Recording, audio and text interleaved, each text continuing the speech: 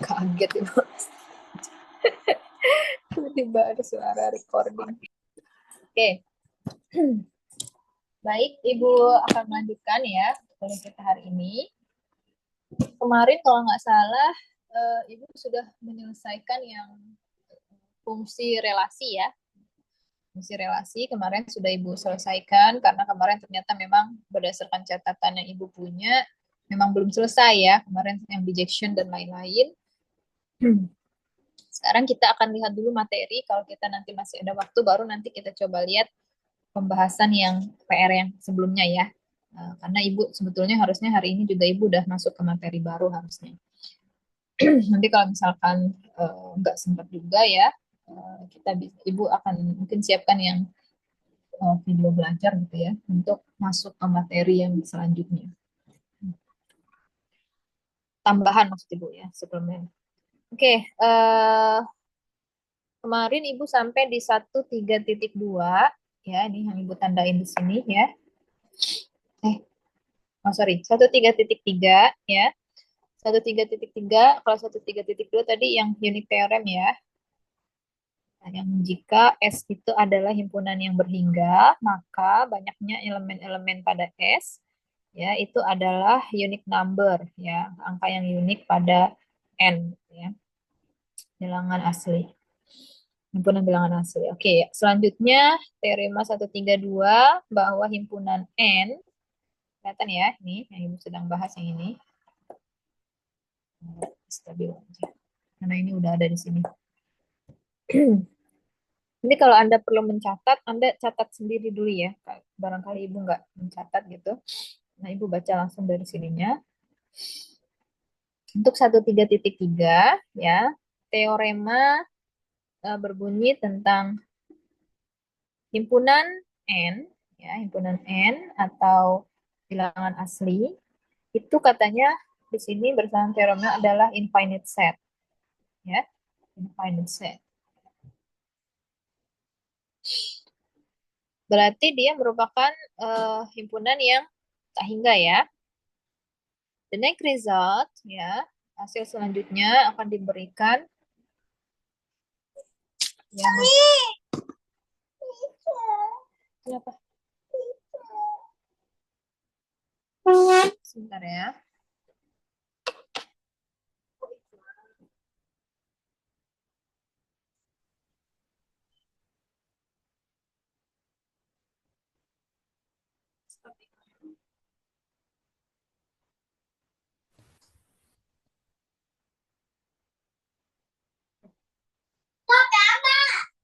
Nah, nggak pinjam doang.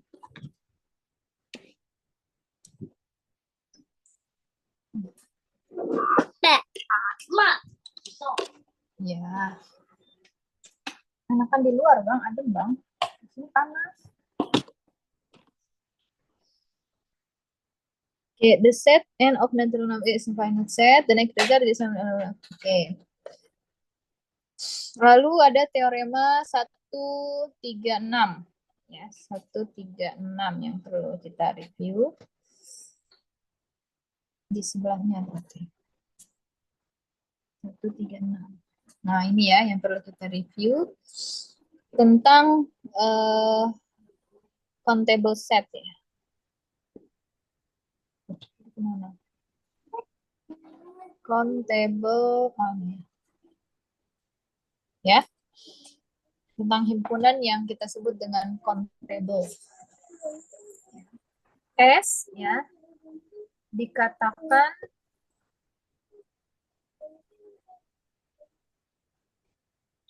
Nah,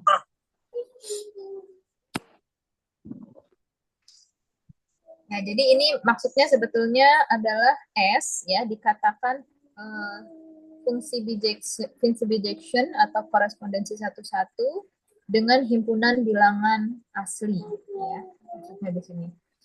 Kalau ini bahasanya kan himpunan S ya. Himpunan S itu dikatakan denumerable ya. Jadi bisa kita hitung ya anggotanya atau kita sebut dengan countably infinite ya. if there exists a bijection of n onto s. Nah, jadi kalau misalkan ada ya fungsi ada bijection ya dari n untuk s. Maksudnya di sini ibu tuliskan ya.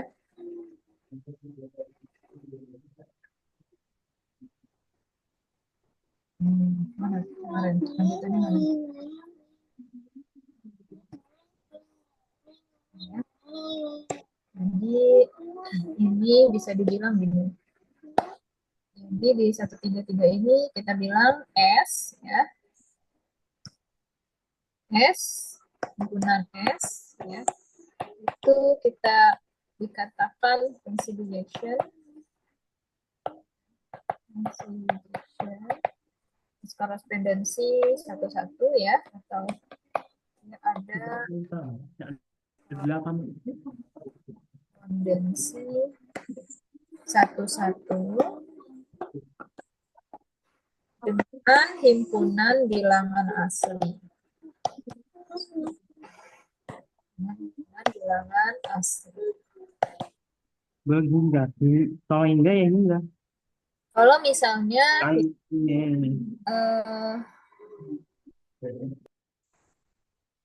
kalau kita sebut biasanya dengan countable ya, countable infinite ya, infinite ya, itu kaitannya dengan banyaknya anggota ya. Kaitannya itu dengan banyaknya anggota.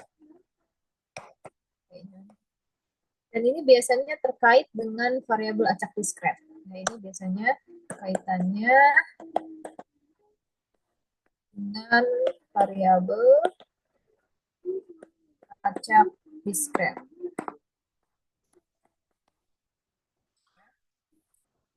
Nah, lalu ada uncountable, ya istilah uncountable. Countable. Nah, ini biasanya yang tadi ya untuk variabel yang continue. Ya, bisa contohnya ada himpunan. Nanti Anda mungkin mendengar ya atau sudah pernah mendengar himpunan kantor ya. Atau yang sering kita dengar ada himpunan interval ya. Itu uncountable. Ya.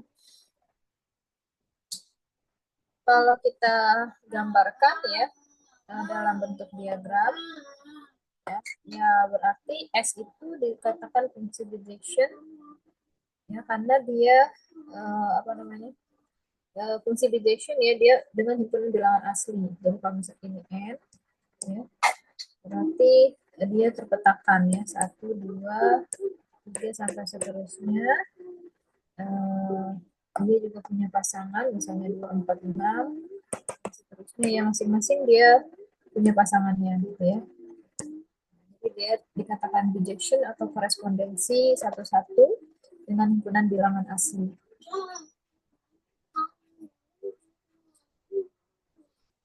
Oke, kalau tadi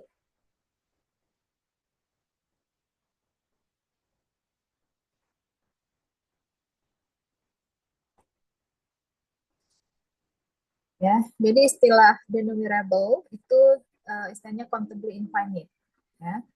Nah, tadi dikatakan countable, Ibu jelaskan ya, jika dia itu finite ya atau denominable. Nah, bisa kita tentukan gitu ya banyaknya anggotanya. Lalu dikatakan uncountable ya kalau misalkan dia tidak countable. Kalau kita tidak bisa menghitung berapa anggotanya ya berarti dia uncountable.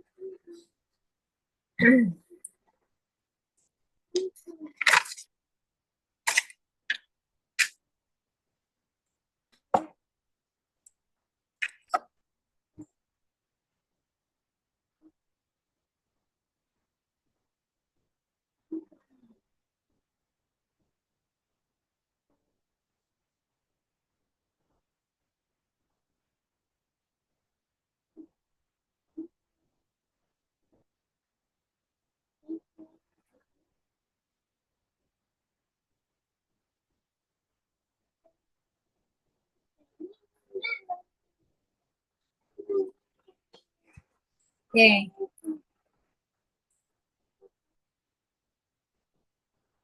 Ada contoh di sini mungkin untuk tapi di sini nggak dibahas ya, karena masih banyak juga di sini.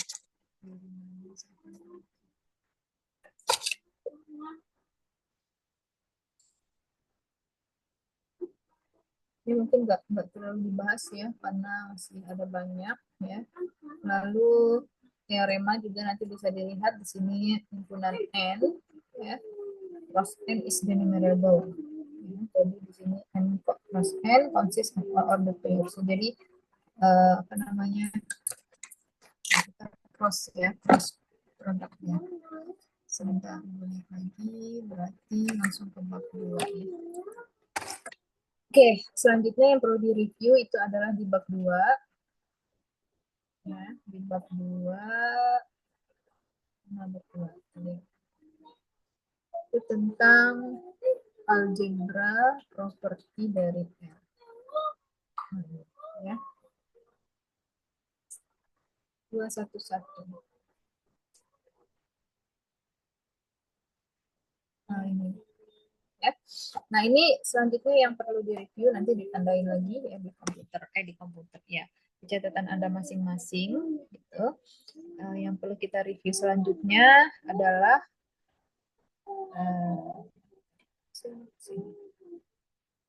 nah ini sifat algebra dari himpunan bilangan real ya. Jadi himpunan bilangan real di situ ya, there are two binary operation ya. Ada dua apa namanya, operasi, yaitu plus dan titik ya, per kali. Kita sebut dengan addition and multiplication. Jadi sifat algebra seperti itu ya, secara berturut-turut. Addition plus ya, multiplication itu yang perkalian ini.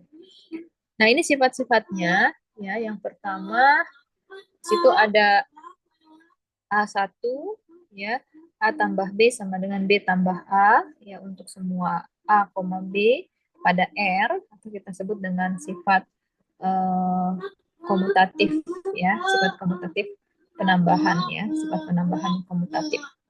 Lalu ada asosiatif ya, asosiatif ya, di sini A plus B plus C sama dengan A plus B plus C. Jadi nanti ini adalah sifatnya ya, untuk set himpunan dalam bilangan real.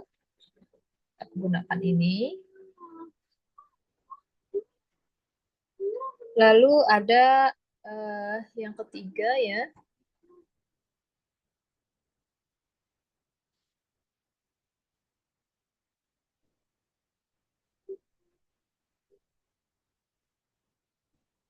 Kalau dilihat A1 ya, A1 sampai A1 sampai A4 ya, itu tentang penjumlahan ya. Kalau dilihat di sini A1 sampai A4 ya, ini tentang addition ya.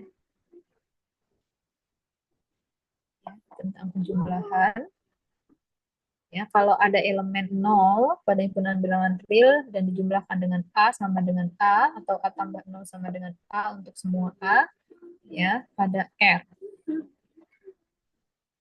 Lalu yang keempat ya, untuk setiap A pada bilangan real ada elemen min A pada R sehingga menyebabkan A plus min A-nya sama dengan 0 ya. Dan juga min A plus A-nya sama dengan 0. Ini eksistensi of negative element. Ya, jadi ini ada keberadaan dari elemen negatif, yang ini 0 ya. Kalau yang M1 sampai M4 ya, di situ M sudah jelas multiplication ya, berarti multiplicationnya M1 sampai M4 itu tentang perkaliannya ya. Ada komutatif property tapi untuk multiplication ya. Nah, ini ABC. Lalu ada there is exist an element 1 ya. Ada elemen 1 pada R yang berbeda dari 0, seperti 1 dikali A sama dengan A kali 1 sama dengan A ya, untuk semua A pada himpunan bilangan real. Lalu yang keempat ya, untuk setiap A tidak sama dengan 0 pada R ya ada elemen 1/A pada R, ya, sehingga A dikali 1/A itu sama dengan 1, dan 1/A dikali A itu sama dengan 1. Ini disebut dengan existence of reciprocals, ya. Nah, yang terakhir ini dia kombinasi, ya, gitu.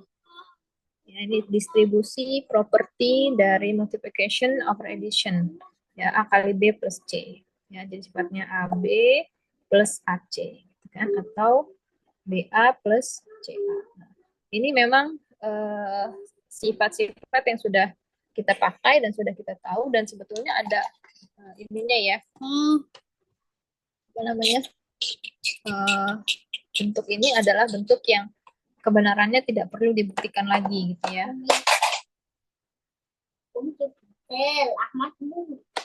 Ya, ini yang kita sebut dengan aksioma, ya. Aksioma atau apa kemarin? Aksioma sebutannya apa? Postulat, ya. Ya enggak? Aksioma atau postulat. Jadi kebenarannya itu tidak perlu kita buktikan lagi. Ya, kebenarannya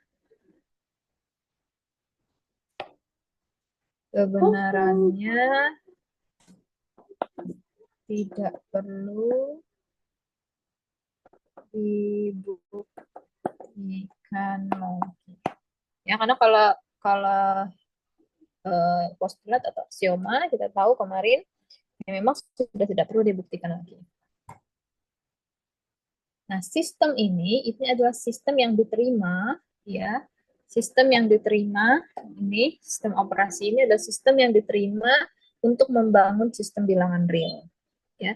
Jadi untuk membangun sistem bilangan real, ya kita harus menerima gitu ya postulat dan aksioma ini. Kalau kita nggak pakai ini, ya nggak bisa gitu ya kita kembangkan gitu. Apa namanya? Sistem matematik nggak bisa dibangun, ya. Nah, untuk A4, ya,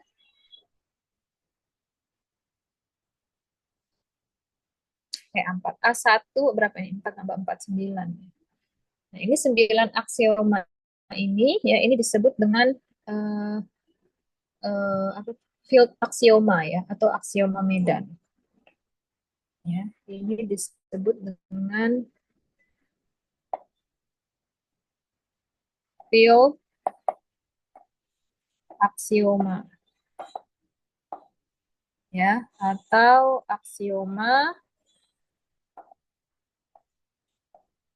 medan, ya.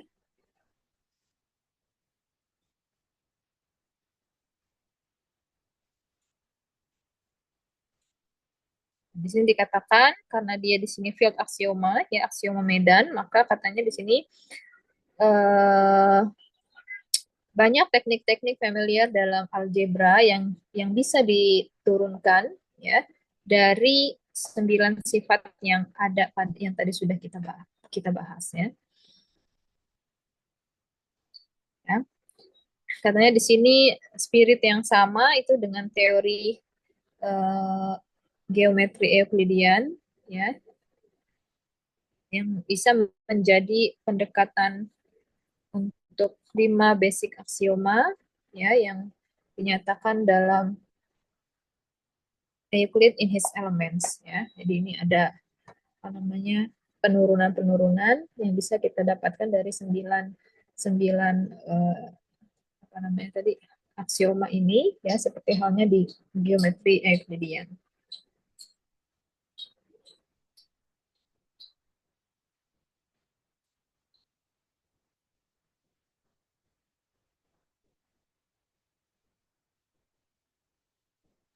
Oke, ya. Ini buat kita sih sebetulnya bukan sesuatu yang baru, ya, kita tahu, ya. Cuma sebetulnya ini adalah fakta, ya, tentang elemen 0 dan 1, tentang keberadaannya, ya, di aksioma nama A3 dan M3 itu juga fakta unik. Lalu perkalian dengan 0 yang selalu dihasilkan dengan 0. Itu sebetulnya ada pada sifat-sifat dari uh, himpunan bilangan real. Lalu ada teorema 212 ya. Ini kita perlu mengingat bahwa dalam teorema jika Z dan A adalah elemen-elemen pada himpunan bilangan real dengan Z tambah A sama dengan A, maka Z itu kita pastikan adalah nol. Ya.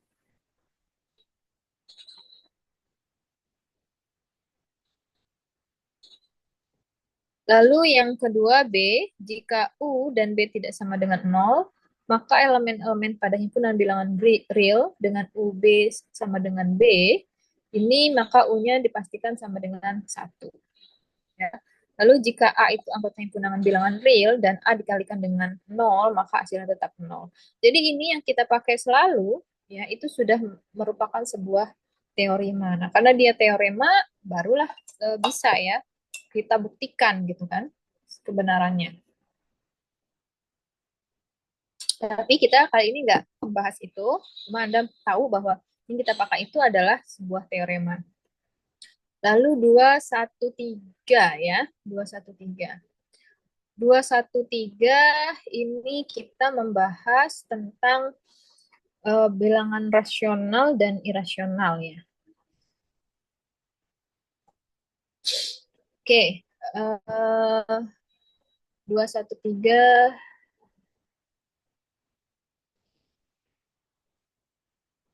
Oke, kita lihat ya. Jika A tidak sama dengan nol dan B itu ada pada himpunan bilangan real, maka A dikali B ya sama dengan 1. Ya, kalau A kali B sama dengan 1, maka B-nya adalah 1 per B-nya maka adalah 1 per A. Ya, ini juga sudah Anda ketahui gitu ya. Tapi sebetulnya dia adalah teorema yang bisa dibuktikan dari 9 aksioma atau aksioma medan atau field aksioma yang tadi kita bahas. Ada 4 untuk penambahan additional, ada 4 juga untuk multiplication, dan satu lagi untuk yang distribusi atau campuran antara association dan multiplication. Ya. Lalu yang B itu jika A dikali B sama dengan 0, ya, maka kalau A sama dengan 0, ya, penyebab menjadi A kali B sama dengan 0 itu bisa A yang sama dengan 0 atau B-nya yang sama dengan 0. Ini adalah sebuah teorema. Nah, teorema ini pembuktiannya tidak kita jabarkan, ya, lebih jauh.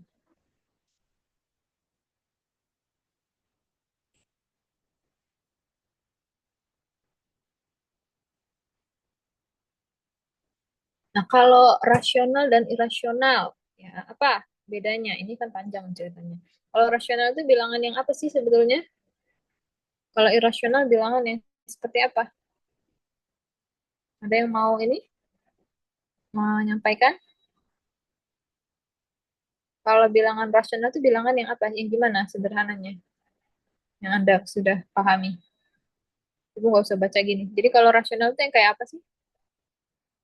Hmm? Bilangan yang bisa dibentuk gitu kan? Dalam bentuk apa? A per B gitu ya? Iya, betul ya. Jadi eh, bilangan rasional yaitu bilangan yang bisa kita bentuk A per B. Ya, ini ya. Disebut sebagai rational number. Nah, kalau misalkan irasional ya, ya kebalikannya gitu ya. Berarti one consequence ya di sini is that elements of R that are not in key yang tidak dalam bilangan rasional ya. Kita simpulkan notation untuk bilangan rasional adalah key, ya kan? Maka lawannya yang tidak bisa dibentuk bilangan rasional itu tidak diketahui ya, are not in key, sorry, are not in key, we call known irrational number. Ya, jadi kita sebut sebagai irrational number ya, yang berarti they are not ratio of integer. Jadi nggak bisa kita buat rasio irrational ya. Lalu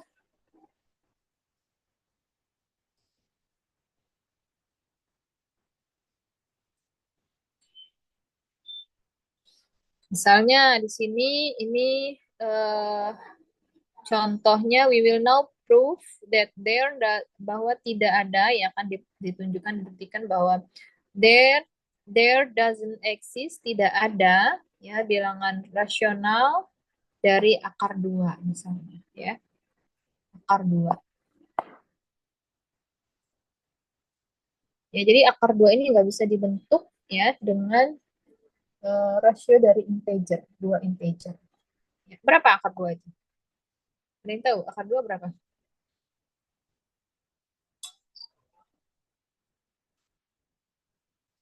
Halo, suara ibu masih masuk kan? Masih, Bu. Ya, akar 2 itu berapa akar 2? Sekitar 1,2 sekian, Bu. Ya, jadi ada belakangnya ya, nggak bisa dirasiokan ya. Nggak selesai-selesai itu kan? Iya, Bu. Hah? Iya.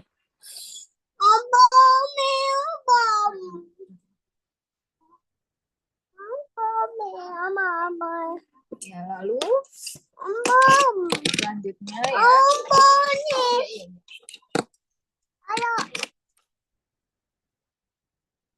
Sebentar, sebentar.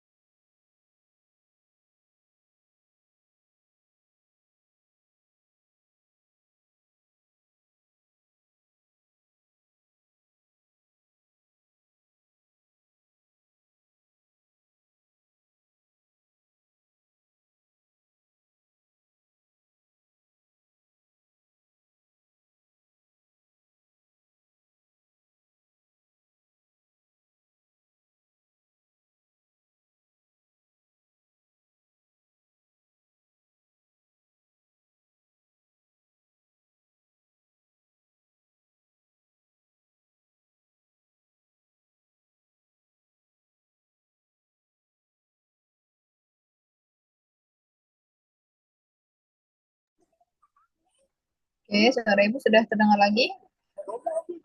Sudah, Ibu. Terima kasih, Mbak. Nah, kita lanjutkan tadi. Teorema selanjutnya adalah irasional udah ya. Oke.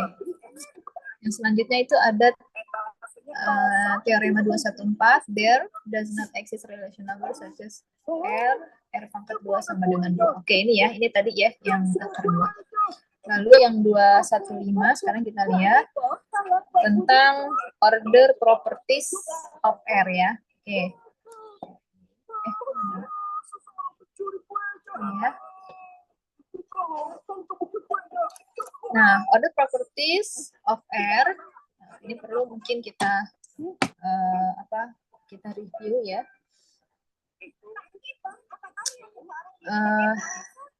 Ini tentu saja ya kita gunakan di sini untuk membangun sistem bilangan real ya. Kita baca saja di sini, kita lihat ya, order properties dari R ya. Itu refer to notion of positive and inequality ya, bilangan positif inequality between real numbers. Jadi dia untuk membangun sistem bilangan real yang berkaitan dengan bilangan positif.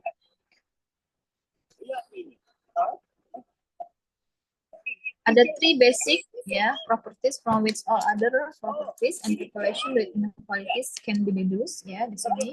The simple way to do this is to identify subsets of R by using a notion of positivity.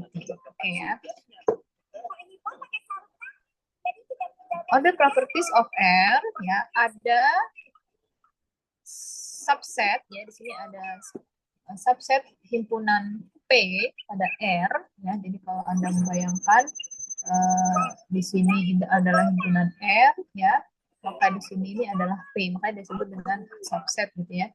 There is a non-empty subset P of R yang disebut dengan set positif bilangan. Jadi ini adalah bilangan positif.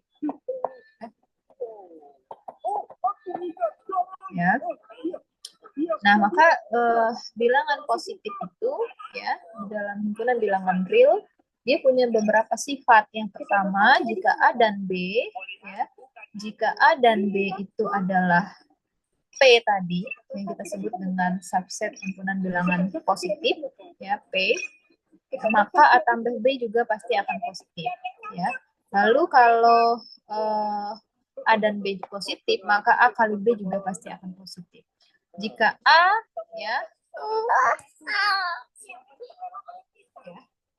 jika A-nya himpunan bilangan real maka exactly one of the following holds Jadi kalau misalkan A itu dalam himpunan bilangan real, ada bisa 3 dia punya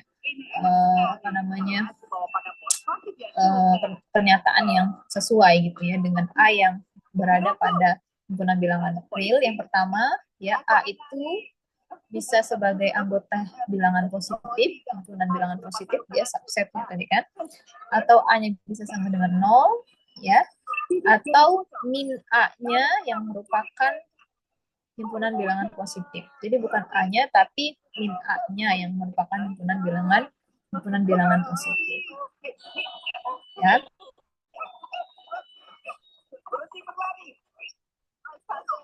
Ini nggak dibahas untuk panjang lebarnya, tapi yang jelas Anda tahu tentang order properties of R itu kaitannya dengan bilangan positif. Bilangan positif itu tidak lain adalah subset himpunan dari himpunan bilangan R-nya.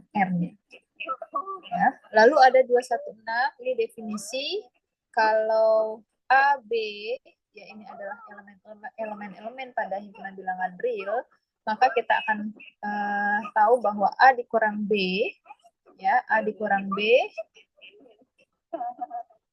A dikurang B anggota P, maka bisa kita tuliskan bahwa A-nya lebih besar dari B.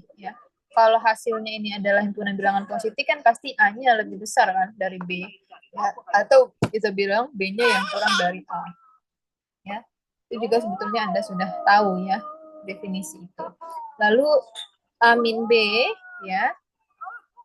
itu anggota dari P gabung himpunan kosong maka kita bisa tuliskan bahwa A-nya sama dengan bukan himpunan kosong tapi 0 bukan himpunan kosong, ini himpunan yang isi elemennya kan 0 kalau himpunan kosong kan gini kan atau gini kan. Void set. Nah, maka di sini kalau kita dapatkan A min B-nya bisa bernilai 0 bisa kita tuliskan ada sama dengannya, ya enggak? Karena kan bisa saja A sama dengan B. Iya sih.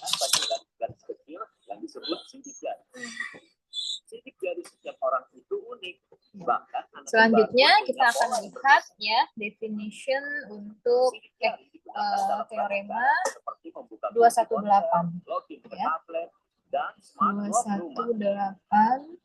polisi juga menggunakan untuk menemukan dan menangkap orang jahat. Jadi digunakan, tetap awasi kehidupan sehari-harimu. Yang untuk 217 ini masih serupa dengan yang sebelumnya gitu. Itu adalah teorema kaitan dengan himpunan bilangan real sifatnya.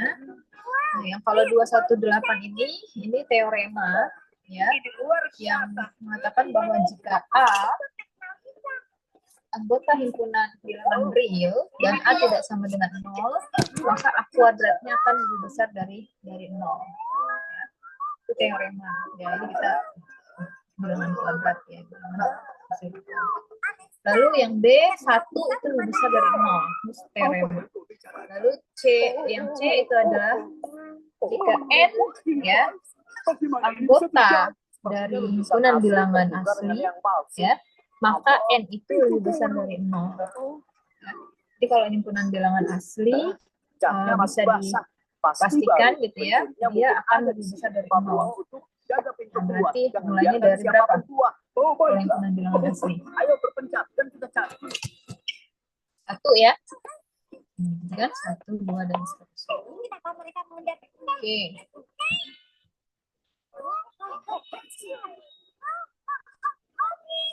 Nah,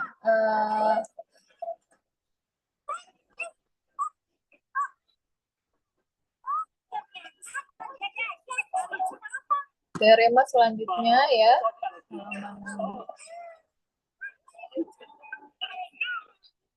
Mereka tidak mungkin mencurinya. Ini halaman berapa? Nah, ini ada sesuatu juga ya yang perlu diketahui ya, bahwa it is worth nothing that no smallest positive real number can exist. Ya, this follow by observing that if A lebih besar dari 0 ya. Jadi di sini dikatakan ya bahwa bilangan positif terkecil itu tidak ada. Ya. No smallest positive real number can exist. Ya, jadi nanti tulis bilangan positif. Ini yang penting ya, bilangan positif terkecil itu tidak ada. Tidak menemukan apa-apa. Ya, kalau misalkan kita mengatakan bahwa jika A lebih besar dari 0, ya, maka karena setengah lebih besar.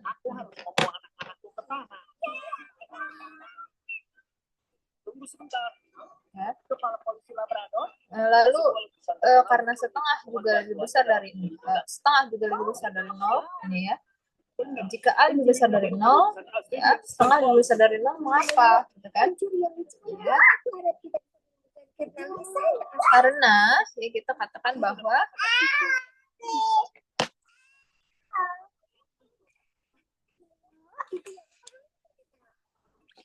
ya, setengah A itu sendiri kan ya ada di antara 0 dan A ya. Berarti sebetulnya berapa yang bilangan positif terkecilnya ya? Ya tidak ada, dia akan selalu ada lagi yang lebih kecil dari bawahnya. Jadi dari bentuk ini bilangan positif terkecil itu tidak ada. Ya, ya. Lalu kita akan melihat ya selanjutnya itu tentang teorema 219 ya. Kita akan lihat ya. Teorema 219 itu tentang teorema yang sering dipakai ya. Sebentar.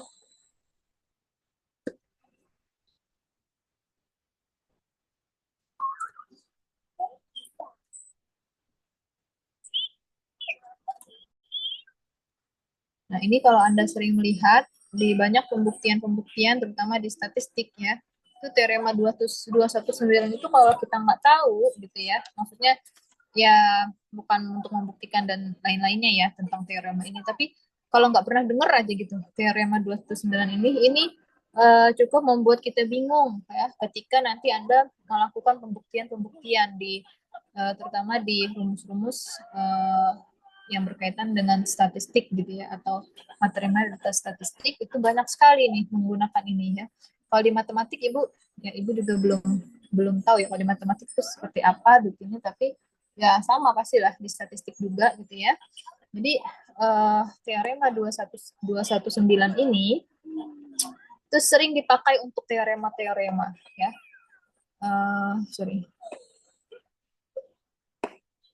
Teorema 219 ya, ini sering dipakai ya untuk teorema-teorema. Jadi teorema-teorema banyak menggunakan teorema ini untuk melakukan pembuktian-pembuktiannya.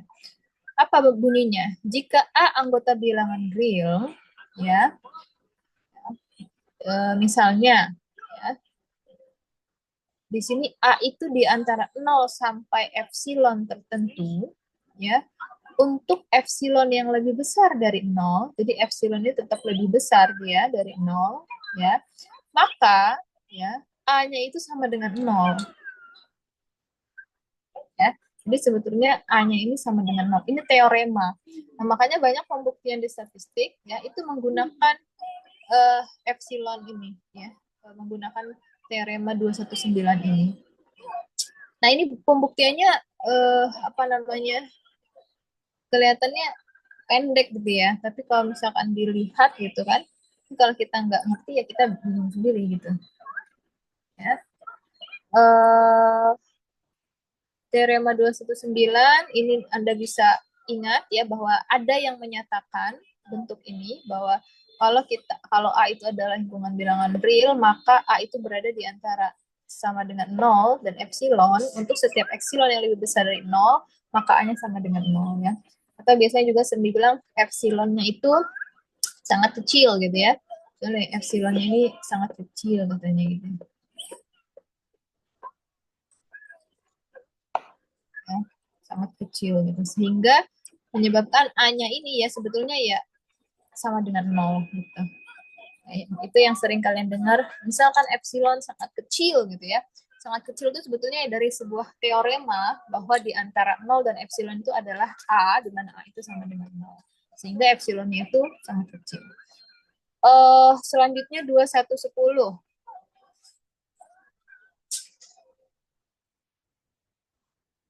Nah, kalau 2110 ini kalau A dikali B ya, maka A kali B lebih besar dari 0 ya berarti bisa saja ya berarti A-nya harus lebih besar dari 0 dan B-nya lebih besar dari 0. Ya nggak mungkin kan salah satunya negatif ya kan, kalau kita mau A kali B-nya itu harus bilangan positif. Atau kebalikannya sekalian, dua-duanya itu adalah bilangan yang bukan positif. A kurang dari 0 dan B kurang dari 0, barulah bisa mendapatkan perkalian AB yang lebih besar dari 0. Itu adalah teorema. Ya.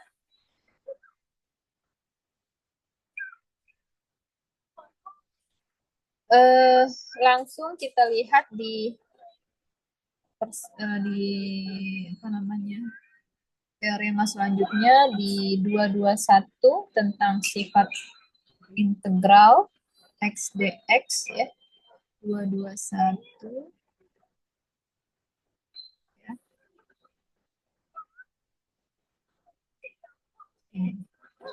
Ini yang pertama tentang mutlak ya. Mutlak dulu. Absolute value and the real line.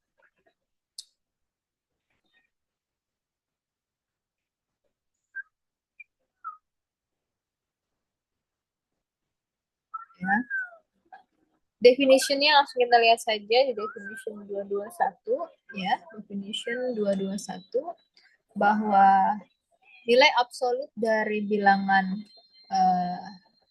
real A itu dinotasikan, ditunjukkan dengan bentuk ini, Anda sudah tahu, dan didefinisikan dengan A, itu dia bernilai sama dengan A jika A-nya lebih besar dari 0 atau positif. Kalau A-nya positif, maka dia bernilai A. Kalau dia bernilai 0 juga berarti A-nya sama dengan 0. Ya. A bernilai 0 jika A-nya sama dengan 0. Dan dia bernilai min A jika A-nya kurang dari 0. Ya. Jadi kalau A-nya kurang dari 0, ya berarti dia akan bernilai min A ya.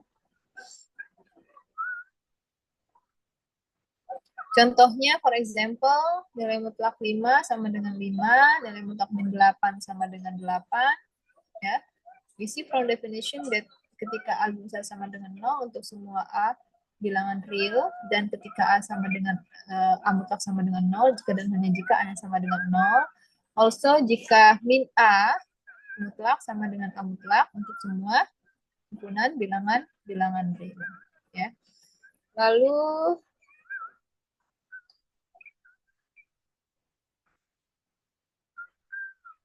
ini tentang nilai absolutnya bisa dilihat ya. Ini hubungannya 221 dengan 222 ya. Kalau nilai mutlak ya bentuknya seperti ini ya, kita bisa kalikan secara terpisah nilai mutlak tersebut ya. Kalau dia nilai mutlak kuadrat, ya dia sama dengan A kuadratnya. Kalau C-nya lebih besar dari 0 ya. Kalau C-nya lebih besar dari 0, maka ya A-nya kurang dari sama dengan C, jika dan hanya jika ya A-nya itu antara min C dan C. Nah, ini coba dilihat ya, jika C lebih besar dari sama dengan 0, maka A mutlaknya itu akan kurang dari sama dengan C, jika dan hanya jika ya A itu berada di min C dan C. Ya. Lalu kalau teorema selanjutnya, A itu berada pada min A mutlak dan A mutlak untuk semua A himpunan bilangan real. Oke. Selanjutnya yang perlu kita review lagi itu adalah triangle inequality atau ketidaksamaan segitiga, ya.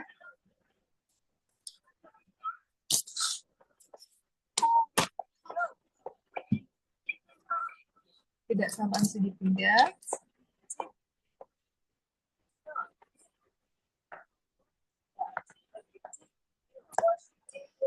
Oke. Jika A, B anggota R, ya, maka A tambah B mutlak itu kurang dari, ya ini, kurang dari sama dengan A mutlak ditambah B mutlak. Ini disebut dengan ketidaksamaan segitiga ya.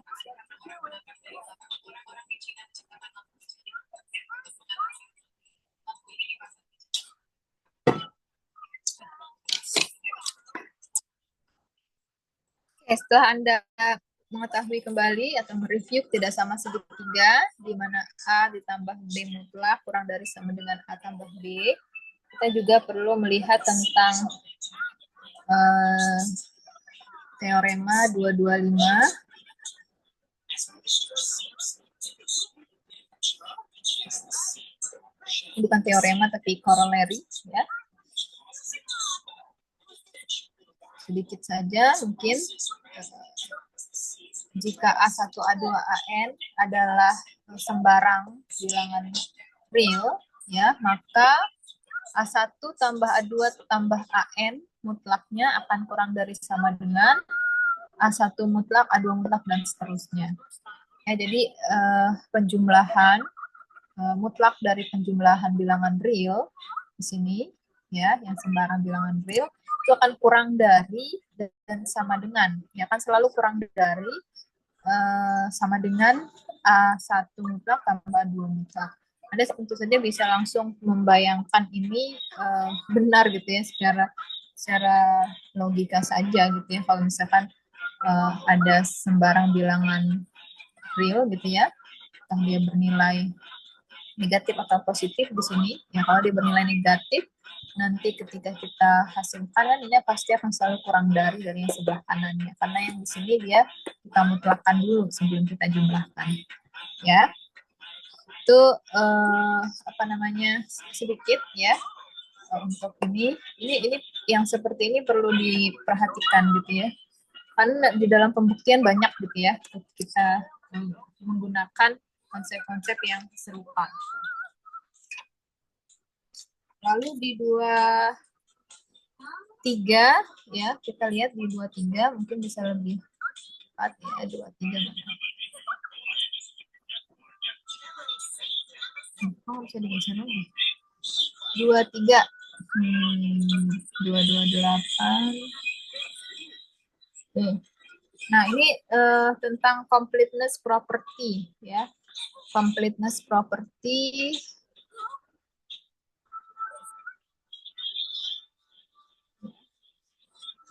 Judulnya kok nggak di sini ada. Nah, ini ya judulnya ya. The completeness property of R ya.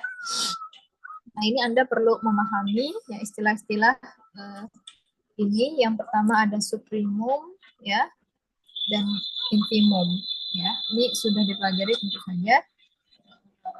Direview kembali karena konsep ini sangat kita gunakan ya. Yang pertama 231 kita lihat ya. Di sini kalau di buku ini kita baca ya, coba kita baca di sini. Notion yang dikenalkan di sini adalah upper bound, batas atas, and lower bound, batas bawah, ya, untuk himpunan bilangan real, ya. Dan ide-ide ini, ya, penting untuk section pelajaran kita yang selanjutnya. Yang pertama, kalau kita definisikan S itu adalah subset dari himpunan bilangan real tentu saja, dan kita sedang bahas tentang himpunan bilangan real ya. Maka S ini adalah subset yang bukan himpunan kosong. Maka S ini kita katakan sebagai bounded above, ya, berarti batas atas, ya, bounded above. Ya. Jika ada sebuah ya nilai di sini U yang merupakan anggota R, sedangkan S juga merupakan kurang dari sama dengan U untuk semua S, anggota S. Masing-masing number, ya, masing-masing nilai U itu kita sebut dengan upper bound of S. Ya, ini minta istilahnya. Lebih enak lihat di sini ya, untuk definition 231 itu lebih enak Anda lihat langsung figur atau gambar di 231 ini ya, untuk memahami tentang batas tadi ya. Kalau yang batas atas ya, berarti yang mana batas atas? Ini ya. Kalau ini adalah S ya, ini adalah tadi yang kita sebut dengan subset of R, subset of R. Subset of R itu adalah ini, misalnya ini S, ini S, ini S, ini S. Ya, jadi dia himpunan subset himpunan bilangan real. Maka yang kita katakan dengan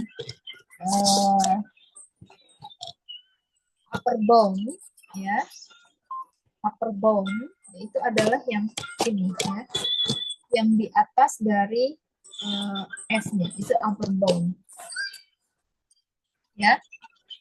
Sedangkan yang kita sebut dengan lower bound, ya, lower bound berarti dia yang di bawah dari S-nya, yang paling bawah dari S-nya. Dan Anda lihat ya, yang perlu diperhatikan, ya. Yang kita sebut dengan upper bound tadi kan U ya. Ini kita belum ngomong infimum dan supremumnya ya. Kita masih ngomongin ini, upper bound dan lower bound. Wah.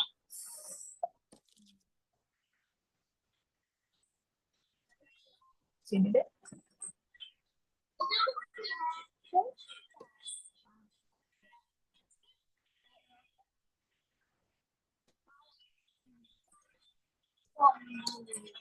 Oke. Ahmad, kecil itu saya. Saya.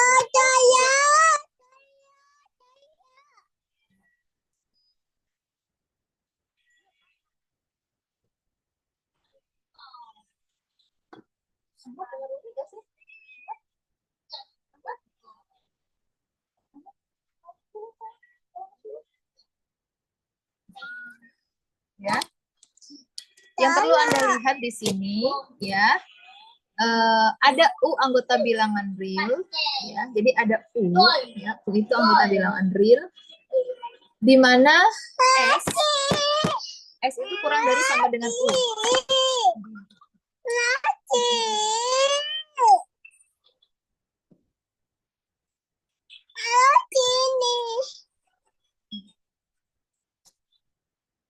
sebentar.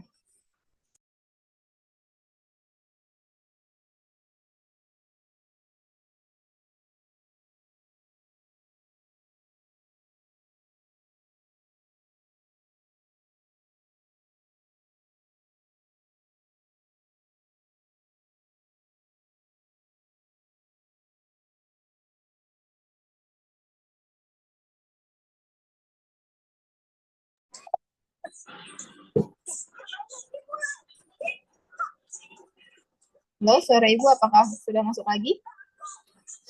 Sudah, Ibu. Oke, makasih Mbak. Nah, yang kita sebut dengan upper bound, ya batas atas dari S-nya tadi, ya.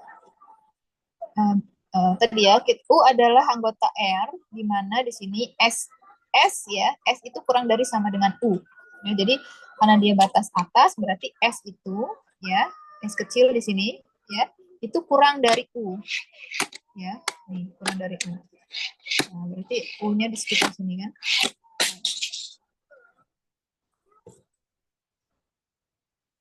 Ya. S kurang dari sama dengan U, dan perhatikan di sini ada sama dengannya. Jadi dia boleh sama dengan ya, punya itu boleh sama dengan S.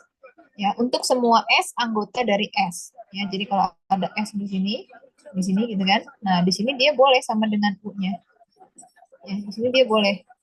Karena di sini ada S kurang dari sama dengan U. Nah, it's such number U ya, untuk semacam nilai U di sini, masing-masing dari U ini itu disebut dengan upper bound S. Jadi kalau misalkan kita punya nilai di sini misalnya udah 5 misalnya, di sini 6, 7 gitu ya, 8 misalnya, misalnya ini 1 lah biar bagus. Di sini 1, di sini 6 misalnya, 6 gitu ya, ini 6. Nah, maka 7, 8, ya ini 7, 8, 9, ya ini adalah tersebut dengan upper bound of S, gitu kan, nilai-nilainya. Nah, kalau yang lower, ya ini kebalikannya, ya, yang lower kebalikannya, yang kurang dari ini. Nah, lalu kita katakan lagi, ya, jadi kita katakan sebuah himpunan S itu dia bounded, dibatasi bawah, ya, terbatas bawah, ya kalau tadi ada W yang kurang dari S. Yang berarti di sini ada W yang nilainya kurang dari S. Nah, berarti ini adalah bounded below, ya, dia dibatasi di bawah, dan setiap nilai W yang ada di sini, ya, yang ada di sini berarti di sini berapa nih? Min 1, min 2, min 3 dan seterusnya. Dia adalah kita sebut dengan lower bound of S, ya. It's such number W is always ini. Nah, kalau kita sebut dia bounded, ya, kita sebut dia sebuah himpunan disebut bounded, ya, jika kedua sisi batas bawah batas atas dan batas bawahnya, ya, itu ada, sehingga ya, sehingga kita katakan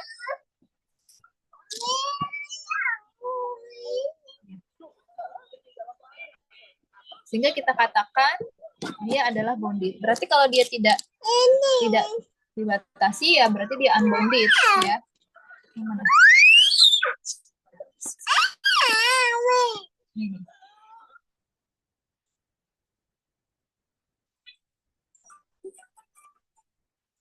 Ya. Nah, sekarang kita masuk nih ke istilah yang disebut dengan apa tadi? Supremum, ya.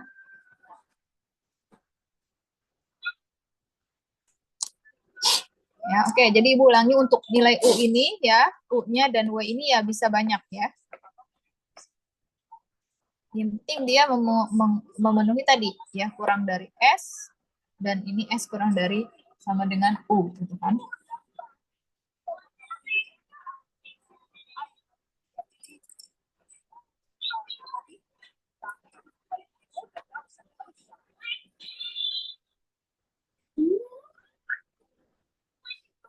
Nah, sekarang kita mulai masuk ke supremum dan infimum, ya.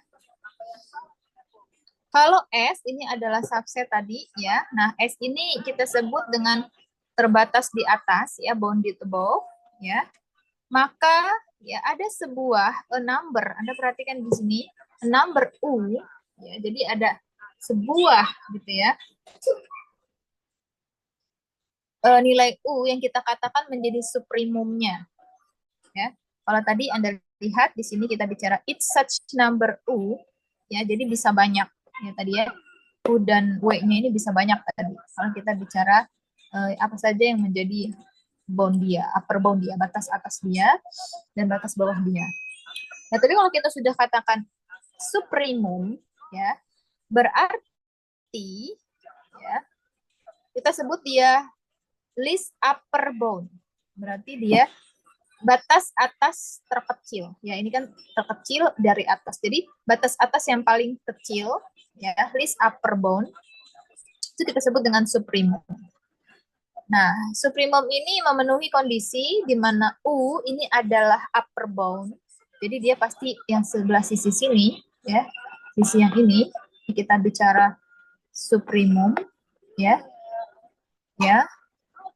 Supremum berarti dia U yang berada di bound dari S, dan juga jika ada V, ya, jika ada V, di mana V ini sembarang upper bound dari S, ya, maka U itu akan selalu bernilai lebih kecil dari V, gitu ya. Baru kita bisa katakan bahwa U itu adalah supremum, ya. Jadi U supremum, ya. Kalau U selalu kurang dari sembarang batas yang lain. Ya, kalau kita lihat ilustrasi di sini, berarti dia yang paling dekat di sini, gitu ya. Yang paling dekat di sini, atau sama dengan yang ada di sini, S-nya, gitu kan. Nah, jadi supremum itu dia bisa supremum itu bisa di sini, ya. Kalau memang dia memang yang ini ya, yang paling nggak ada lagi gitu ya, yang lebih kecil dari ini. Dia bisa menilai di sini. Ya, kita katakan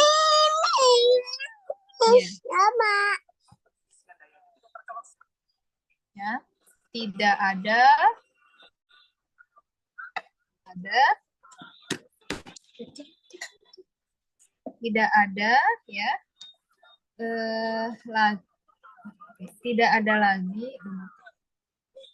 tidak ada lagi ya batas atas yang lebih kecil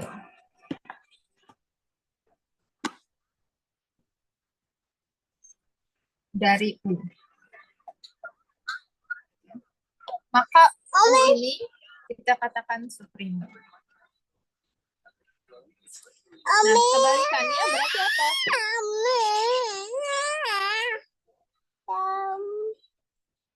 Nah, kebalikannya berarti apa? Supremum ya?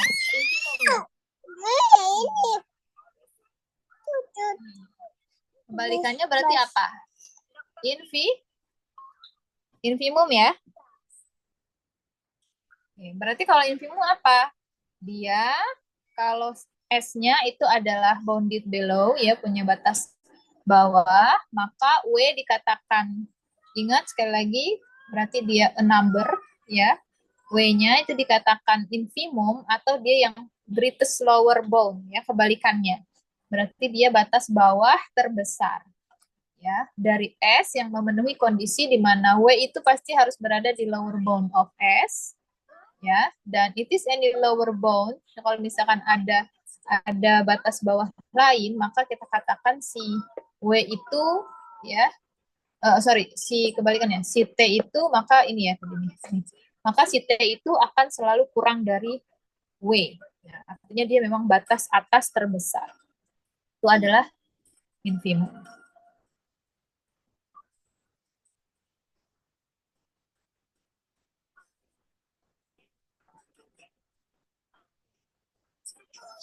Nah, kalau dalam statistik, ya, kaitannya dengan supremum ini, ya, ini dia, kalau Anda pernah dengar, ya, uji Kolmogorov-Smirnov, ya. Bikin berapa ya? Aku mau bikin. Ya.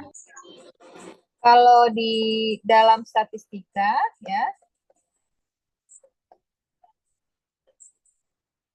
dalam statistika itu ada, misalnya kita punya sampel acak X1, X2 sampai Xn, ya. Nah, ini adalah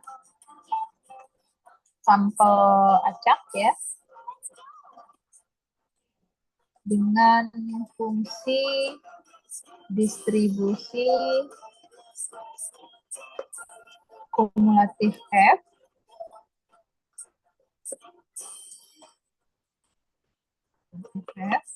jadi kita punya X1, X2 sampai Xn, dia adalah sampel acak dengan fungsi distribusi kumulatif F, ya. Misal ya, misal XI itu menyebar dengan F tadi, ya, dengan fungsi yang tadi, ya, untuk I1, 2, dan seterusnya sampai N. Ya.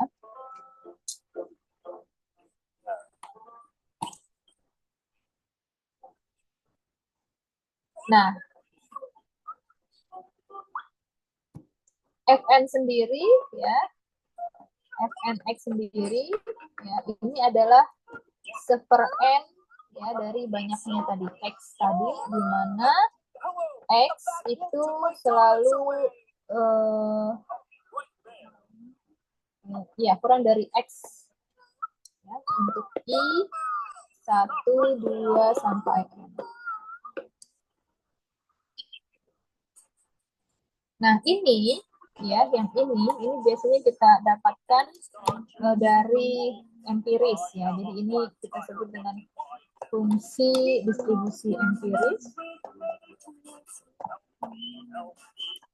Ya. Jadi kalau Anda menggunakan misalnya uji Kolmogorov-Smirnov, misalnya Anda pernah dengar uji Kolmogorov-Smirnov? Nah, dengar nggak uji KF? Biasanya digunakan untuk apa sih? Kalau Anda belajar di ANOVA misalnya, atau di Statdas misalnya, regresi misalnya, uji Kolmogorov biasanya untuk apa? Banyak ya, salah satunya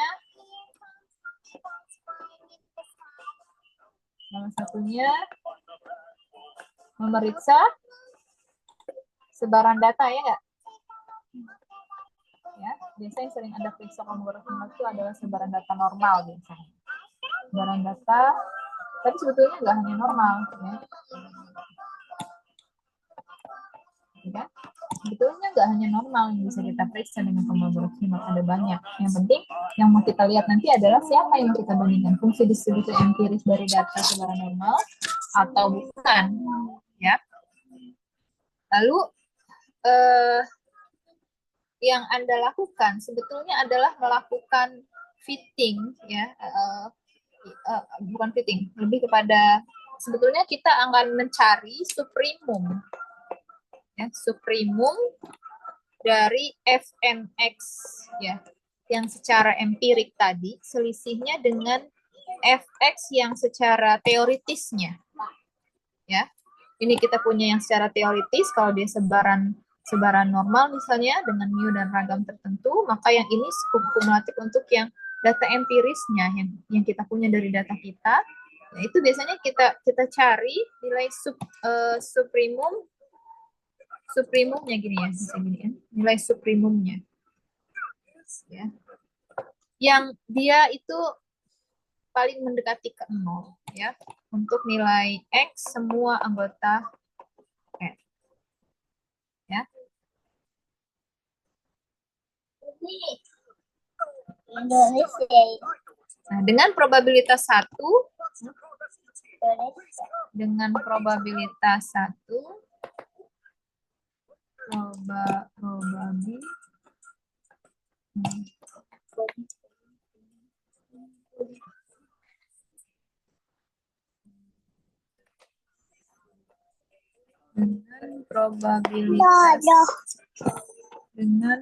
probabilitas 1.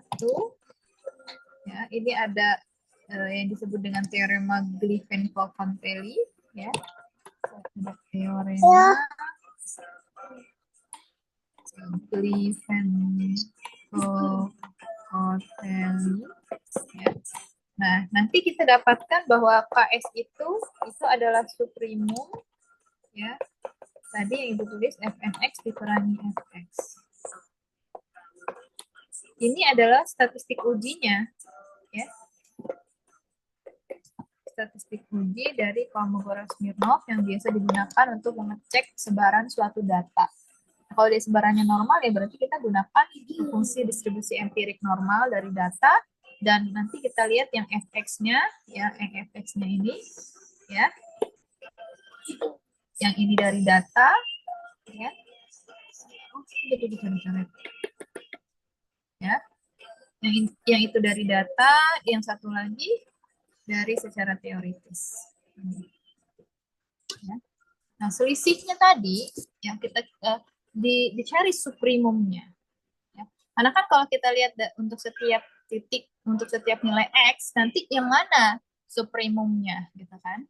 Suprimum berarti dia hanya ada satu nilai. Gitu. Nah, kalau misalkan dia semakin dekat nanti nilainya dengan 0, maka kita bisa katakan bahwa dia semakin mirip antara si distribusi empirik dengan data asli, dengan teoritiknya gitu. Sehingga ya kita bisa katakan betul dia itu adalah merupakan sebaran normal misalnya. Kalau yang kita uji sebetulnya adalah empirik normal dengan teoritik normalnya. Kalau dengan sebaran yang lain ya berarti sama. Jadi yang kita lihat adalah suprimumnya. Ya. Hasil nilai mutlak selisihnya ini. Jadi kalau dilihat konsepnya ini ya seolah-olah kayak simple gitu ya, tapi kan idenya itu ini ya ya kalau nggak ngerti ya ini juga kan ide itu ya, jadi kebaruannya. Kalau Anda lihat uji, kalau Anda misalnya menggunakan kalau untuk sebaran normal misalnya Anda mengecek Kiki plot gitu kan. Kalau Anda pakai Kiki plot kan biasanya Anda membuat seolah-olah ada garis gitu kan. Ya, ini misalkan amatan Anda, ya. Anda ingin menentukan apakah amatan ini menyebar normal atau tidak gitu kan. Bisa pakai Kiki plot. Kiki plot itu Anda coba memplot antara peluang probabilitas data gitu ya dengan setiap nilai x-nya yang terurut, ya. Nanti gimana bentuknya? Apakah dia linier, dia punya korelasi atau tidak gitu ya? Dihitungnya nanti menggunakan korelasi antara nilai probabilitas dengan nilai xi-nya itu kan ya. Nah, sehingga sebetulnya memang yang kita cek itu apakah sebaran data empirik itu sesuai nggak dengan sebaran yang memang kita harapkan secara teoritik. Kalau misalkan memang secara teoritik harusnya sebaran normal itu seperti ini gitu ya, tapi ternyata data kita itu bentuknya adalah lebih begini gitu ya. Nah, lebih begini. Nah, sebetulnya kan yang kita cocokkan ya, misalnya ini adalah ini adalah fungsi misalnya data kita ya, fmx. Ya, secara teoritik ini adalah fx gitu kan. Enggak. Nah, berarti sebetulnya kan kita ingin memfit ini nih, selisih di antara fungsinya ini. Ya kan? Kira-kira selisihnya ini semakin dekat nggak dengan 0 gitu kan? Semakin dekat nggak dengan 0? Ya, suprimumnya itu. Ya, yang paling menjadi kalau suprimum tadi apa? Batas atas terkecil kan? Ya enggak, suprimum ya, batas atas terkecilnya. Yang mana yang paling kecil nanti? Dengan ke 0 ini, ke arah 0. Maksudnya kalau kayak gini, kita lihat dia nggak bakal fit ini, nggak bakal dekat sama dengan 0. Berbeda dengan misalnya yang bentuknya seperti ini. Ya ini misalkan fx-nya yang ini gini. Ini gini. Ya. Pasti kita yakin bahwa fn yang x yang inilah, yang data empirik inilah ya, yang akan kita bisa katakan dia ini menyebar normal. Ya. dibanding dengan yang ini, yang hitam ini. Ya, karena kita bisa lihat ya, dia cenderung tidak memiliki selisih yang kecil, tapi kalau ini dia cenderung memiliki selisih yang kecil. Ya, jadi sebetulnya untuk mengecek sebaran suatu data itu konsepnya itu kayak gitu, ya. Mengecek distribusi empirik datanya dengan secara teoretik. Oke, itu cuma itu ya wawasan Anda sebetulnya apa sih yang dilakukan gitu ya di dalam statistik, ya, salah satunya kegunaan dari suprimum itu. Nah, lalu selanjutnya 232 tadi udah ya, yang suprimum kan 232 itu infimum ya. Suprimum, infimum udah. Berarti sekarang kita lihat 236.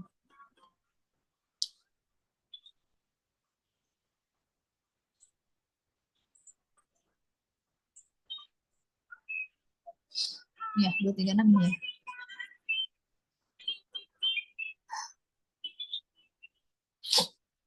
Nah, kalau 236 ini kita bicara apa nih? Ini masih yang ini enggak Ibu? Completeness property of R 236 ya. Oke.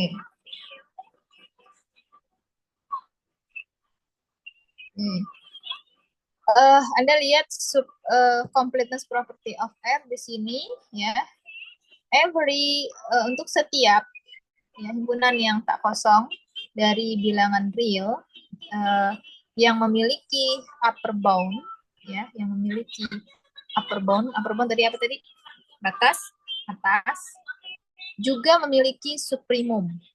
Ya, jadi setiap himpunan ini sifatnya ya. Jadi setiap himpunan yang tak kosong ya di dalam bilangan real ya, kalau dia punya batas atas, dia juga pasti punya sebuah suprimum di R. Nah, itu properti ini, sifat ini disebut dengan suprimum property of R ya. Nah, begitu juga analog sifatnya dengan yang infimum. Ya, infimum juga sama.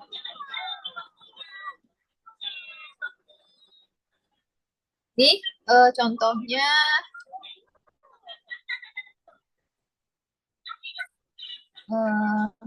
ini contohnya gini aja. Contohnya ya. 236 ini misalnya tadi kita ngomongin suprimum ya tadi ya. Berarti misalnya suprimum katanya untuk setiap himpunan ya, untuk setiap himpunan yang tidak kosong di bilangan real. Berarti bisa aja kan kita pakai himpunan misalnya 1,6 gitu ya, isinya ini suprimum ya 16 ya, berarti berapa suprimumnya di sini? Suprimum 16 berapa?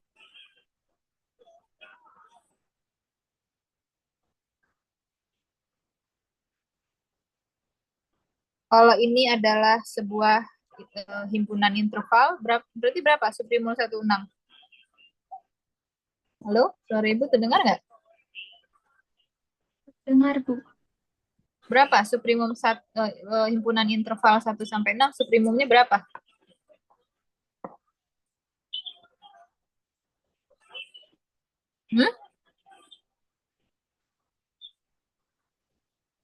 Berapa?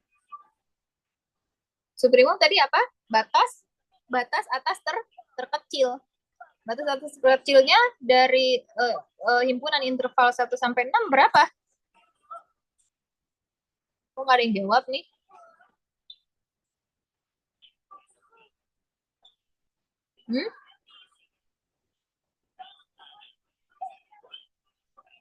Nggak ada yang jawab? Aldona ada? Aldona? Apakah suara saya terdengar, Ibu? Ya, berapa suprimumnya 16 Aldona?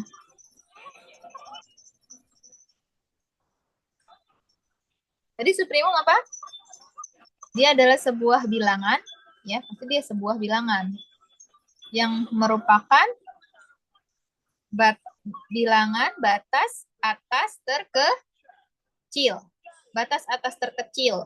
Ya, dari ini kalau batas atasnya 16 apa aja nih? Batas atas himpunan 16 apa aja? Bisa 6, bisa 7, 8, 9 gitu kan, dan seterusnya ya. Kalau Ibu pakai yang positif. Ya nggak? Ya kan? Nah, sekarang kalau Ibu bilang batas atasnya satu himpunan interval 16 ini bisa banyak ini, ya kan? Karena bisa banyak kan? Each number tadi, ya. Yang penting dia kurang dari yang yang ada di dalam gitu kan. Lebih besar dari yang ada di dalam S kan? Yang lebih besar di dalam ini. Ya kan? Kenapa sih bingung dah? Ini kan 1 ya. Ini 1, 6 ya kan? Ini kan S-nya kan berarti ya, ini adalah himpunan interval. Ibu pakai himpunan interval terbuka ya. Ya kan? Nih, ya. Nah, berarti kan yang menjadi upper bound-nya apa? Batas atasnya apa? Kan yang ini kan? Upper bound-nya ini kan? Yang ada di sini kan upper bound-nya. Berarti nilai-nilai upper bound-nya ini bisa 7, 8, 9, 10. Ini semua upper bound. Sedangkan supremum itu adalah salah satu. Ya, kita sebut dari U misalnya tadi. U misalnya bilangan. Misalnya U, ya, U tadi upper bound, nilai supremumnya. Ya, dia adalah batas atas terkecil. Berarti di antara semua ini, ya, di antara semua ini, dia harus yang merupakan yang paling kecil. Ya, berarti U harus apa? Tadi lebih besar sama dengan S, gitu kan? Dan kalau ada bound batas atas yang lain, misalnya V, ya, maka V ini harus selalu apa? Misalkan V ini harus selalu apa? Kalau si U ini merupakan batas atas terkecil, ya berarti V ini harus selalu lebih besar dari U gitu kan? Karena U ini harus batas yang paling kecil. Ya nggak? Berarti berapa? 16 supremumnya? 6, Bu. Iya, 6. Ya, 6. Karena tadi kan boleh sama dengan kan? Boleh sama dengan. Nah, Ibu nggak kasih catatan tambahan lagi ya, berarti 6. Kenapa? Karena 6 itu yang paling kecil di supremum dari himpunan interval 1 dan 6. Kalau supremum 1, 6, tapi himpunan bilangan Ibu tutup interval tertutup berapa? 7 bukan? Berapa? 7. Kenapa 7? Kenapa bukan 6? Kan tadi harus bisa sama dengan kan? 6 kan? Kan Oh boleh iya, sama iya dengan. berarti 6 ya. Iya. Kalau yang ini kan terbuka, ya berarti 6. Nah, kalau yang ini kan tertutup gitu ya. Ini Ibu bilang ini adalah himpunan bilangan ya, interval ya, tapi integer ya sini. Oke. Lalu kalau misalnya ada Ibu bilang sekarang Biaya langganan. ya, kalau misalkan Ibu bilang supremum dari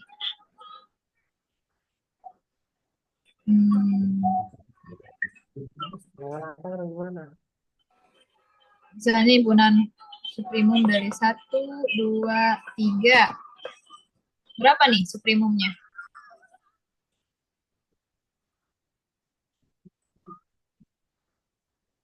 3 ya. Kalau Ibu bilang maksimum gimana? Yang maksimum ini juga kayak Maksimum misalnya 1, 2, 3. 1, 2, 3, maksimumnya 3. Maksimumnya 3 ya. Dan perhatikan bahwa nilai 3 ya, nilainya ada dalam himpunan. Ada dalam himpunannya. Jadi kalau maksimum itu nilainya ada dalam himpunan. Tapi kalau supremum ya, kalau suprimum, nilai suprimum itu nilainya, Justru tidak ada malah kayak. nilainya, gimana sih? Coba. Ya, suprimum itu, ya, nilainya, ya, bisa di dalam atau di luar himpunan, ya enggak? Ya, bisa di dalam atau di luar himpunan. Bisa saja begitu. Ya, tapi kalau kita bicara maksimum, dia pasti ada di dalam himpunan. Tapi kalau suprimum dan kita bicara nilai suprimum, kita bisa saja, ya. Seperti misalnya yang ini, suprimum 1,6 itu sama dengan 6. 6 sendiri kan nggak masuk dalam himpunan interval 1,6 kan di sini kan? Ini interval terbuka kan? Benar nggak? Ini. Ya nggak? Ya kan? Jadi kalau suprimum itu bedanya dengan maksimum, ya, bedanya itu ada pada nilainya yang bisa di luar himpunan itu atau di dalam himpunannya. Sedangkan kalau kita bertanya maksimum atau minimum, pasti dia ada di dalam himpunan itu. Ya. Oke.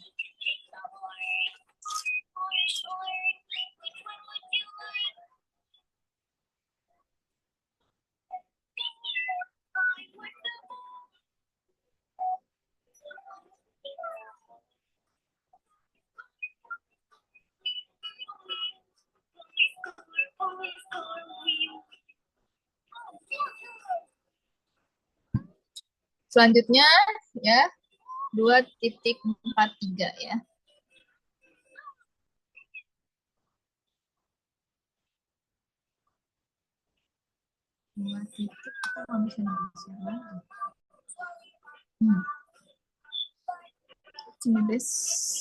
Archimedean, sifat Archimedes. Archimedean property ya. Satu lagi nih, terakhir yang direview di sini itu tentang aksioma Archimedes.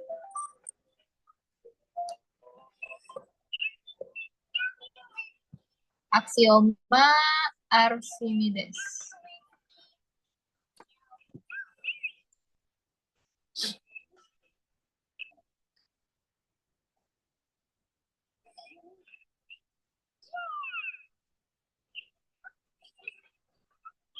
Kita baca coba, ya, karena di teorema aksioma Archimedes ini biasa digunakan, ya, untuk membuktikan kekonvergenan barisan. Kekonvergenan barisan di surat ini biasa digunakan untuk membuktikan kekonvergenan barisan. Kekonvergenan barisan dalam statistik, ya. Dalam statistik ada barisan dalam statistik, misalnya konvergen almost surely, dengar nggak almost surely, atau konvergen dengan probabilitas 1, atau konvergen dalam mean, ya, atau konvergen dalam probabilitas, ya, atau juga konvergen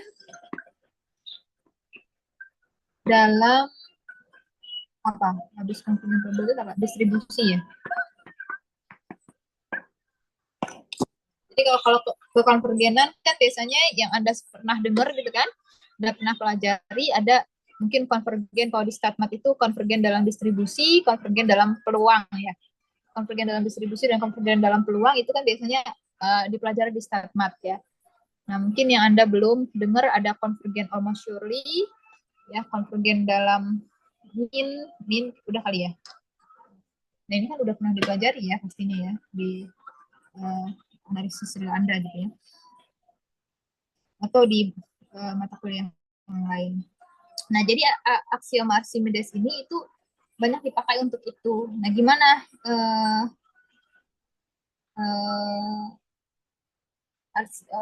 bagaimana aksioma Archimedes ini? Ya, kita lihat.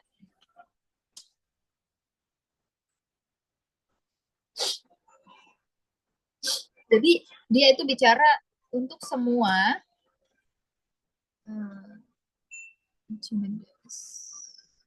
ini ya yang bicara sini nih di sini. Jadi nggak kelihatan properties Archimedesnya ini ya.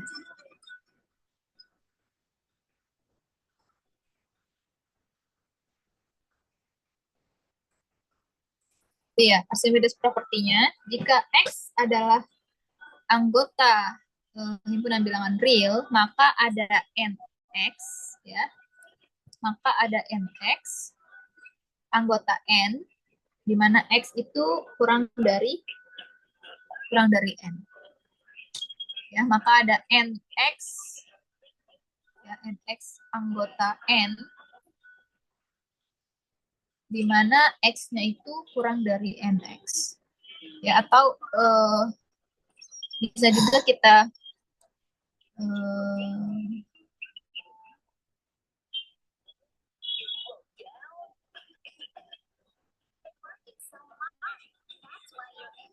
ya,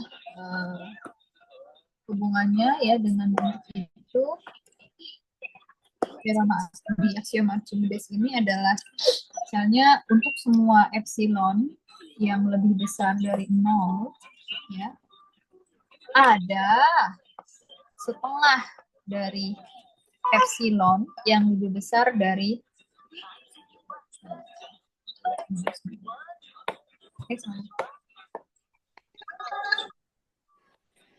ya ada ya setengah epsilon yang lebih besar dari 0 sehingga ya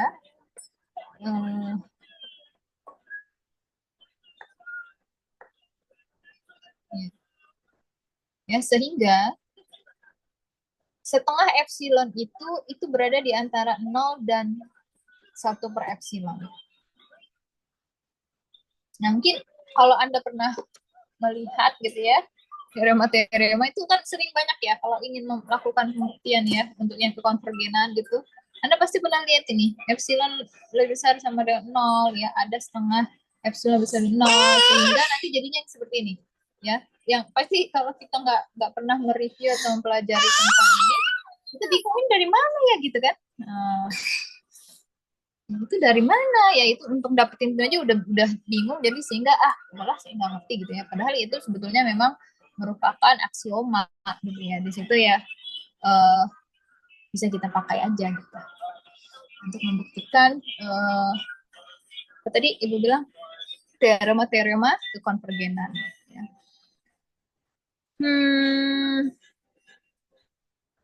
Ya yang tadi n anggota n ya, sehingga ada x yang selalu kurang dari nx ya. Hubungannya dengan kalau misalkan kekonvergenan itu adalah semua untuk semua epsilon, setiap epsilon yang besar dari 0 di mana ada setengah epsilon yang besar dari 0, maka setengah epsilon di antara 0 dan 1. Ya, sekarang kita coba baca aja untuk aksioma Archimedes-nya. Ada yang ini enggak apa? Because of your familiarity with the set R and the customary picture of the real line, ya. Kita udah tahu tuh gimana himpunan bilangan real, ya, garis bilangan real, dan bagaimana tadi yang tadi lah ya. It may be, tadi Ibu belum ini ya jelasin tentang apa himpunan bilangan real yang extended. Kita kepakai. Oke, tadi nanti kalau Anda bertemu ke depan, di depan nanti, di depan sana, ya, di depan saat kita belajar selanjutnya, istilah extended real line, ya, nggak ada sih di sini. Cuma tadi kayaknya Ibu lupa ngomongin, jadi karena ngomongin real line ini, jadi keinget garis bilangan real. Itu di situ nanti Anda misalkan bertemu ya dengan istilah R bintang, di mana R bintang itu adalah R, himpunan bilangan real, tapi juga digabung dengan himpunan dari min tak hingga sampai tak hingga. Ya. Ini kita sebut dengan bilangan real yang diperluas. Ya, atau kita sebut dengan extended real line.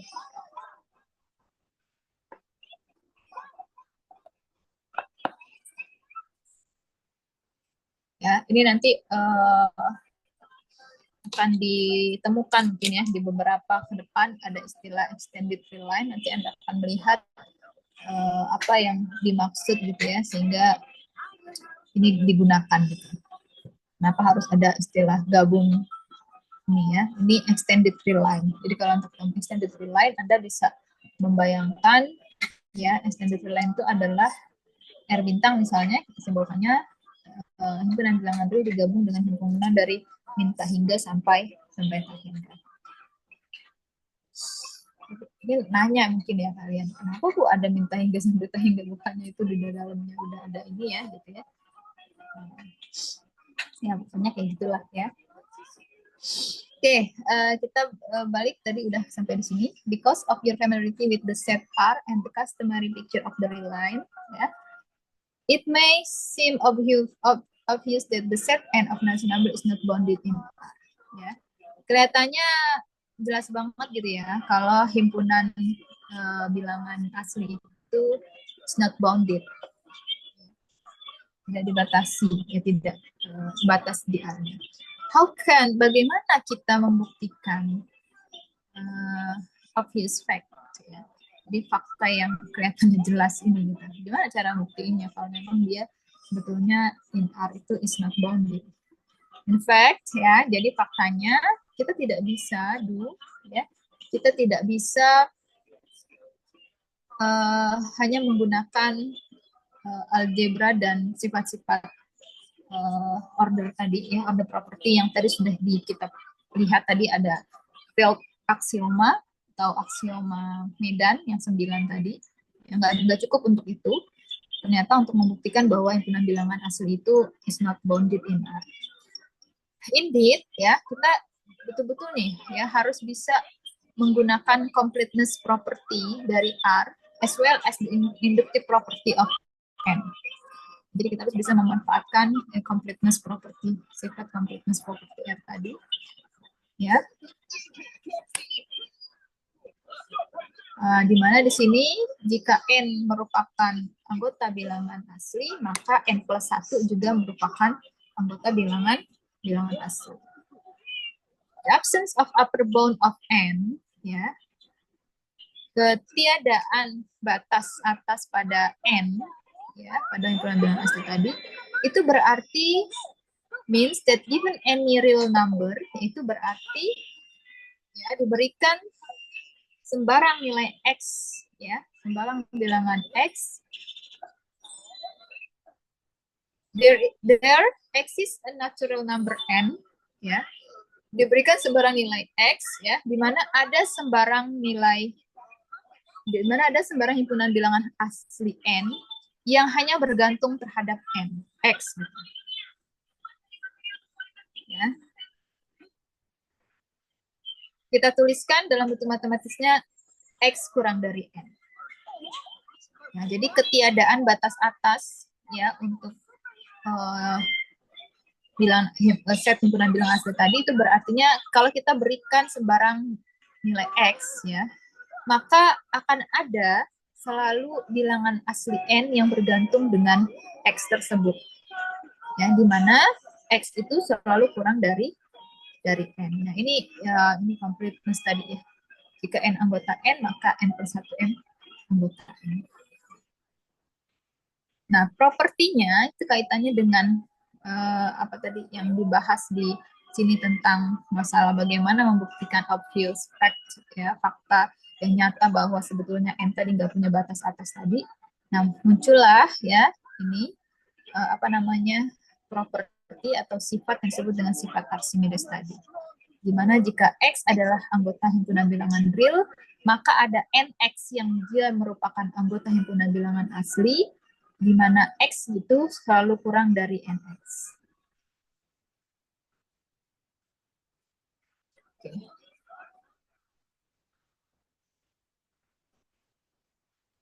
Nah, ini adalah pembuktiannya. Oke, nah cukup lah ini ya. Insya Allah itu nanti yang kita pakai ke depan. Oke, sudah jam 15.12. Setengah 2 ya, setengah 3, setengah 4. Masih ada waktu mungkin untuk pertemuan kemarin itu kita punya PR ya.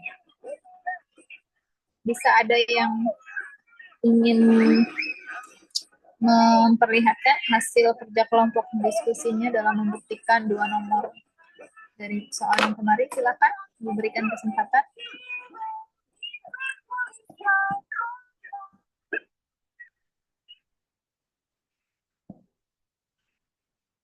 Halo?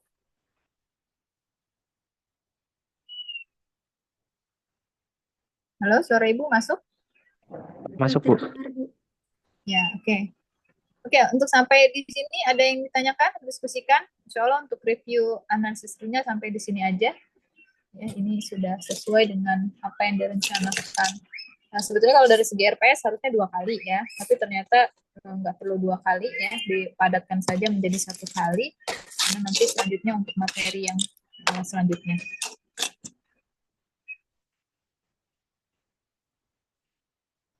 Ada yang ingin ditanyakan? Sudah cukup?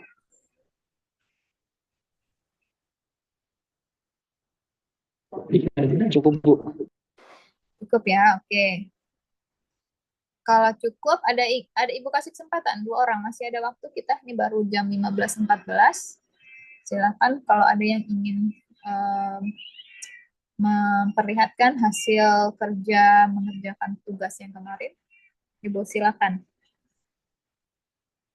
Ibu, kemarin Ibu menginformasikan kalau tugasnya untuk pertemuan minggu depan, Bu. Jadi untuk sekarang kelompoknya, iya, Bu. Oh iya ya, oke, sorry. Ibu lupa ya. Oh iya benar. Ini kan baru kemarin kuliahnya ya. Ya udah deh, kalau gitu Ibu rasa cukup dulu karena tanggung nanti kalau kita buka bab baru lagi, ya sudah mau 3:30 juga. Kalau nggak ada pertanyaan lagi, Ibu cukupkan. Tolong nanti dirapikan sendiri ya untuk catatannya, karena tadi itu kan emang Ibu lompat-lompat dan Ibu nggak catetin, Ibu nggak tulisin sendiri gitu ya. Yang perlu Anda review karena udah ada di bukunya dan itu kita pakai langsung gitu kan, teorema-teoremanya, definisinya, sehingga nggak Ibu catatkan. Tolong nanti Anda buat catatan sendiri ya. Catatan sendiri tentang apa saja yang perlu kita review tadi ya, Anda tulis ulang dengan bahasa Indonesia, pastinya dengan bahasa Anda gitu kan, yang Anda bisa pahami ya. Lalu nanti bisa Anda pelajari ulang ya. Kalau misalkan mau baca buku fullnya sih lebih bagus gitu kan. Cuma kalau memang ada poin-poinnya dari apa yang diskusikan yang sudah kita pelajari bersama tadi, bisa Anda review kembali dengan menulis ulang di catatan Anda. Oke, kalau nggak ada lagi pertanyaan, gue rasa cukup untuk hari ini ya, Mbak Cika. Baik, Bu. Oke, terima kasih banyak. Semoga bermanfaat. Ibu akhiri, wassalamualaikum warahmatullahi wabarakatuh. Waalaikumsalam warahmatullahi wabarakatuh. Terima kasih, Bu. Oke, berarti Mbak Cika kita nggak ada KP lagi ya? Udah pas ya? Iya, Bu. Minggu depan pertemuan 7. Minggu depan pertemuan terakhir, habis itu baru UTS ya? Iya, betul, Bu. Oke. Baik, Ibu izin keluar ya.